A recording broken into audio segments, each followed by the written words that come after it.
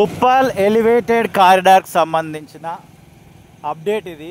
August 11వ తారీఖు ఈ visual అయితే రికార్డ్ చేయడం జరుగుతుంది. మనం ఇప్పుడు మేడిపల్లి వైపుకు వెళ్తున్నాం అన్నమాట.